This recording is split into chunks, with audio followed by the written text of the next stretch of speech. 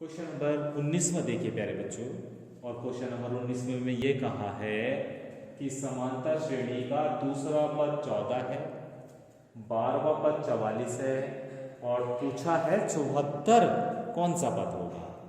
ठीक है, इसके बारे में बाद में बात करेंगे, पहले हम इस पर चर्चा कर लेते हैं। कहा है दूसरा पद, दूसरे पद का मतलब है a2 और ये कितना दिया हुआ है आपको 14, और a2 को कैसे लिखोगे a प्लस d बराबर 14। ये हो गई आपकी समीकरण नंबर 1। फिर दिया हुआ आपको 12वां पद यानी a12 बराबर 44, और a12 को क्या लिखोगे a प्लस 11d बराबर 44। ये हो गई आपकी समीकरण नंबर 2। अभी समीकरण नंबर 1 और समीकरण नंबर 2 को आपको हल करना है।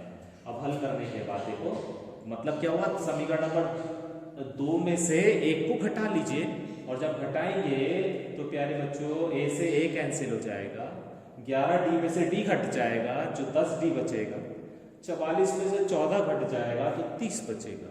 तो यहाँ से d की वैल्यू निकाल लीजिए, तो 10 से 30 को कैंसिल करेंगे तो 3 आएगा, तो d बराबर आ गया आपके पास 3। ठीक है, तो d के मान को अभी समीकरण नंबर 1 में रख लीजिए, d का मान समीकरण नंबर 1 में रख दीजिए। ठीक है, समीकरण नंबर 1 देखो, यदि a प्लस d की जगह d का मान बराबर 14, तो a का मान आ गया आपके पास 11। अभी आपको a का मान पता चल गया, अर्थात पहला पद पता चल गया, दूसरा पद आपको दिया हुआ ही है, तो देखो लिख दिया हमने श्रेणी 11, 14 डैश डैश, और लास्ट में जो पद है ना आपके पास वो 74 है। लास्ट वाला जो पद है इस श्रेणी में वो कितना है, 74 है।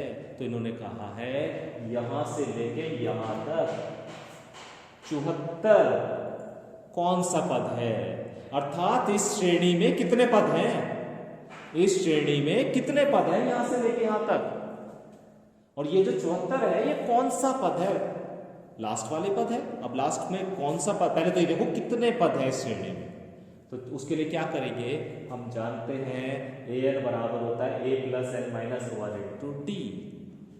an का मतलब होता है आखिरी पद, और आखिरी पद कितना दिया हुआ है आपको, 74 दिया हुआ है। a का मतलब होता है पहला पद plus n minus 1 into D, D की वैल्यू आप पहले ही निकाल चुके हो, वैल्यू रख दी, 11 को इधर ले आइए तो 74 में से 11 घट जाएंगे, बराबर बचेगा n माइनस 1 इंटू 3, है ना, ये 63 बच गए।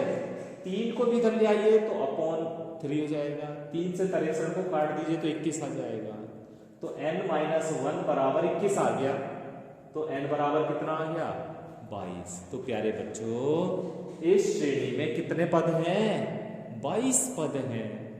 और 22वां पद क्या है, 22वां पद मतलब लास्ट वाला पद क्या है, यही तो है 22वां पद।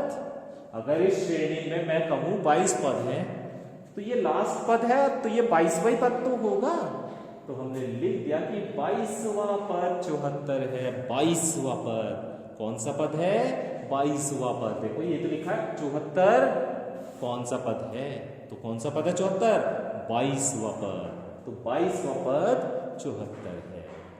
ठीक है, क्वेश्चन नंबर 22 का देखिए प्यारे बच्चों, क्वेश्चन नंबर 22 में ये कहा है एक श्रेणी आपको दी गई है 4, 7, 10, 100 तक श्रेणी है।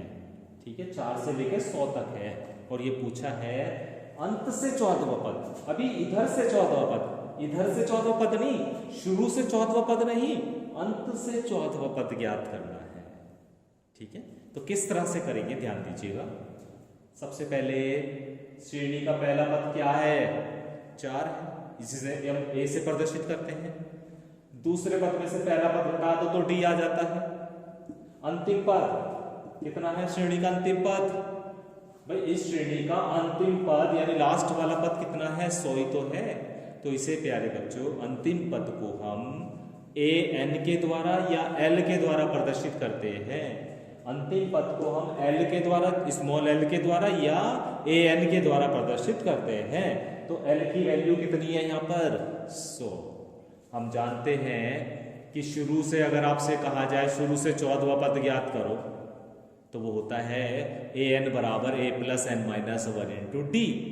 लेकिन अभी कहा है अंत से, तो इसके लिए फॉर्मूला थोड़ा सा चेंज हो जाएगा और अंत से कोई सा भी पद अगर निकलवाए तो उसका फॉर्मूला ये होता है, अंत से nवा पद यूं लिख दो, अंत से nवा पद अगर आप निकाल रहे हो, nवे पद का मतलब है कोई सा भी पद अगर आप निकाल रहे हो तो उसका फॉर्मूला होता है l minus n minus 1 into D. ठीक है, अब हमें कितना निकालना है,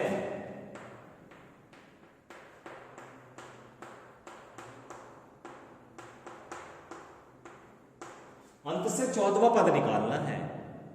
तो L का मान तो है आपके पास 100, N का मान है 14, 14वां पद निकाल रहे हैं तो N का मान हो गया ये माइनस 1 इंटू डी का मान है आपके पास 3। ठीक है, हल कर लीजिए तो 100 माइनस ये 13 बचा, 13 की 3 में गुणा करोगे तो 39 और 100 में से 39 घटाओगे तो 61। तो प्यारे बच्चों अगर हम इसे वापस चलेंगे तो 14वां पद जब हम गिनेंगे 14वें नंबर पर जो पद होगा वो 61 होगा। ठीक है, तो अंत से nवा पद का ये फार्मूला होता है, इसे भी आप ध्यान रखिएगा, एक आध क्वेश्चन में इस्तेमाल हो रहा है तो इसे आप थोड़ा सा ध्यान रखिएगा। ठीक है, तो आज प्यारे बच्चों हम इतना ही क्वेश्चन करेंगे, इतना ही काम करेंगे। आप सभी बच्चे इन सभी क्वेश्चंस को जरूर प्रैक्टिस करें।